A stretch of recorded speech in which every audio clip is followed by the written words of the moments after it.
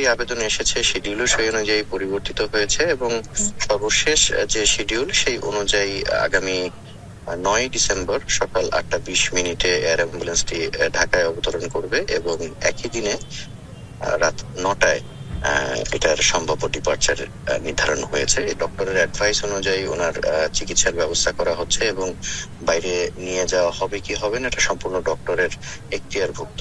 তো ওনাকে যদি ওই সময় অনুযায়ী নিয়ে যাওয়া হয় তাহলে অবশ্যই এখান থেকে ফ্যাসিলিটেট করা হবে এবং যদি পরবর্তীতেও শিডিউলের পরিবর্তন আসে সেই অনুযায়ী বিষয়গুলোকে অ্যাডজাস্ট করা হবে ইনশাআল্লাহ।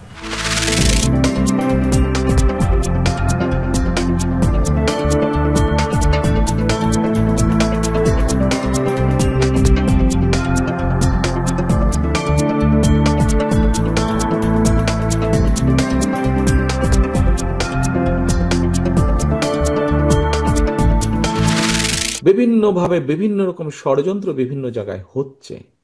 এই ষড়যন্ত্র রুখে দিতে পারে এই দেশের জনগণ এবং এই ষড়যন্ত্র জনগণকে নিয়ে সাথে রুখে দিতে পারে বিএনপি, বাংলাদেশ জাতীয়তাবাদী দল। এই ষড়যন্ত্র রুখে দেবার একমাত্র উপায় হচ্ছে গণতন্ত্র এবং গণতন্ত্র। আমরা যদি গণতন্ত্রকে প্রতিষ্ঠিত করতে পারি, যে কোনো মূল্যে জনগণের মতামতকে প্রতিষ্ঠিত করতে পারি, তাহলে অবশ্যই অনেক ষড়যন্ত্রকে আমরা রুখে দিতে পারব। কিন্তু ষড়যন্ত্রকে রুখে দিতে পারলেও তারপরেও কিন্তু সামনে অনেক কঠিন সময়।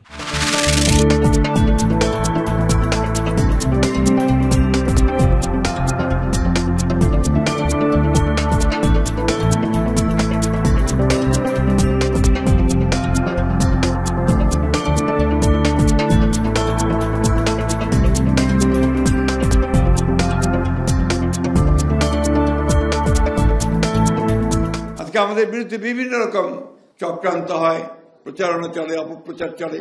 সবচেয়ে বড় হচ্ছে একটা অপপ্রচার চলছে।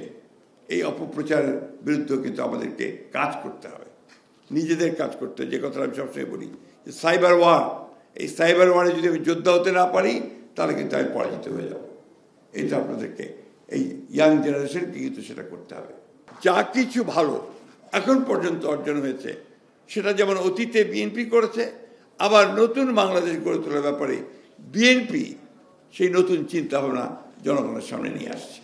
যে আল্লাহ এত মানুষের যে দোয়া প্রার্থনা, তাকে সুস্থ করে দেওয়ার জন্য আল্লাহ নিশ্চয়ই তা কবুল করবেন।